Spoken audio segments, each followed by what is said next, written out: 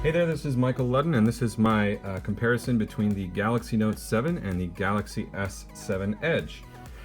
First of all, the Galaxy S7 Edge is a great phone. I've been using it as my daily driver for the last several months, believe it or not. I just kept coming back to it, even though I wanted to have a reason to switch to a Nexus device because I don't really love TouchWiz.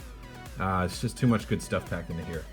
Note 7 is recently released and slightly larger, slightly newer phone with a few very minor advantages and a few drawbacks that may be surprising to people but may also help people decide should they upgrade from the S7 Edge to the Note 7. So first of all, let me just talk about the things that are the same on this phone. On these phones. Both of them have the same Qualcomm Snapdragon 820 processor inside with 4 gigabytes of the same fast RAM, running the same UFS 2.0 internal storage type, the same adaptive fast charging speed and fast wireless charging. They use the same accessories as well. Both have the same IPv8 certified water resistance or waterproofing. Both have Samsung Pay, which is awesome and a very underrated feature. Both have the same, on my version, terrible Verizon bloatware, and I'm sure whatever carrier you're on, it's pretty similar, unless you buy the international unlocked version, which you can't use on Verizon, or most CDMA networks. And both ship with Android 6.0, although TouchWiz is a bit different on each, which I'll get to in a second. And now let's get to the advantages of the Note 7. So the Note 7 comes with its base model as 64 gigabytes of internal storage minimum. That's versus 32 gigabytes of the base storage model of the S7 Edge. That means you may not even need an SD card for the Note 7, which will increase your performance ever so slightly when you take photos if you're saving them to the card and offloading other things to the card that you don't necessarily need to because the internal storage is so fast. But that remains to be seen.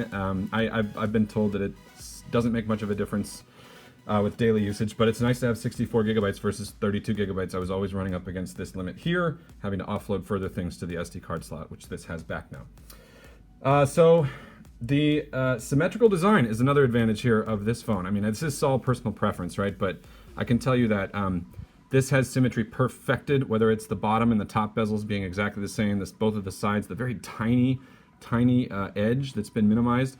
That is literally the same as the edge on the back. Feels great in your hand. I'm a big fan of symmetry, and they got it right with this phone. I guess, you could say the only things that were asymmetrical on this are the curved back and the curved front are not the same, so maybe I'm just being an obsessive person, but you know what?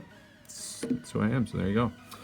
I love the symmetry. I think most people agree the design on the Note 7 is probably the best refinement of the design language that Samsung has done yet, and it bodes well for the future. It is beautiful. They've minimized the bezels all around so that it is the most comfortable seeming Note and the most comfortable seeming 5.7-inch phone there is in existence.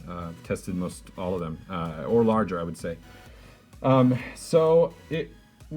The quality of the screen is supposedly a tiny bit better here. They're the same Super AMOLED panel, with the same QHD resolution, that is to say 2K, not 4K, but extremely high resolution. I mean, you can't see the pixels in either of them. This one is slightly brighter. I don't know if you can tell here, the different backgrounds might throw it off for you, but the nits that it reaches are slightly brighter, and it is slightly bigger, and the color reproduction is supposed to be just a tiny bit enhanced for this one. That may be even the software tweak. They added certainly some capabilities like blue light filter at night, which are just software tweaks, but the screen is supposedly just edging out, the S7 Edge. But it really, in daily practice, it's hard to note a difference. This is just a ridiculously beautiful screen. So for those of you that need the best and the newest. And then talking about new stuff, that's an advantage for the Note 7, the USB-C port. That makes it future-proof. And that also comes with zero compromises. Same adaptive fast charging on both, same wireless charging on both. But this one's reversible as well as being future-proof. Same camera on both, but this has an updated UI, which is easier to use and nicer to look at. Gorilla Glass 5.0 is a first on this one. I can tell you from personal experience, I've dropped it a couple of times, and there are no nicks, no scratches, just scuffs that I can see. And so this thing can take a beating. It's the first phone with Gorilla Glass 5.0, which is supposedly a lot better than what's on this. I don't want to say but I think it's 4.0. I don't know. 4.5? We'll see. But this one's newer, better, stronger, supposedly. Aside from that, the S Pen functionality, which is obvious, you can screen off draw like you could on the Note 5.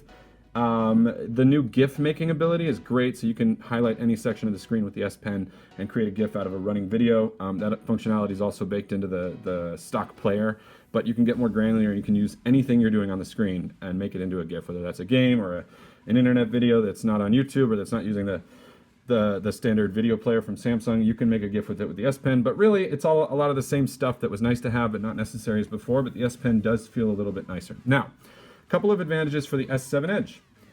Actually has a slightly larger battery, which I did not like when they made that announcement. It's only 100 milliamp hours larger. Both have a massive battery. So that's not a slight difference, but when you consider the slightly larger, slightly brighter screen here, and you consider the additional software tweaks that it has to constantly search for, I'm not sure how much of a real impact on battery that has, but the S Pen, I will tell you that in daily usage, I found this to have a longer battery life by around 20 to 30 minutes than this one does. And that is not good considering this is the beast of the guys. It has the most room for a bigger battery, and you come to expect as a Note user has longer battery life than this. That said, this has longer battery life than any other Note ever before, and it charges faster than any Note ever before, so those are all good things. And the difference is mostly negligible, although I have noticed this one drains slightly faster for the reasons that I mentioned. Another difference that I would say is that that's an advantage for the S7 Edge is that the Note 7 has had some very noticeable overheating issues since I got it, even though it has the same Qualcomm 820 chip and internals as the S7 Edge.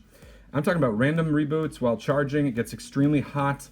If you try to download something and have the screen on at the same time as you're charging, it'll literally just reset on you sometimes. It'll feel like it's cooking in your hand. You feel like you're screwing up your phone. That is something you should never have on a phone this premium at this point in time. And this is using the same processor that we've had for, what, a year now available? So shame on you Qualcomm, shame on you Samsung for not addressing that. It could have to do with the brighter screen, bigger screen, more power draw on the screen.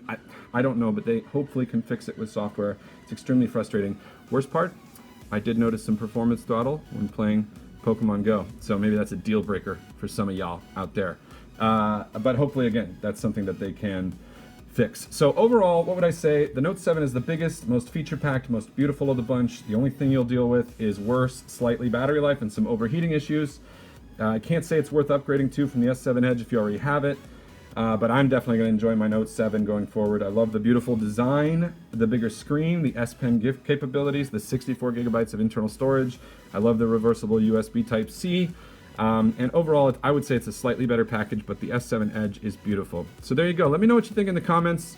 This is my comparison between the S7 Edge and the new Note 7. Samsung has got a lot going for it in 2016 and going forward, and I'm very excited to start using this beautiful phone.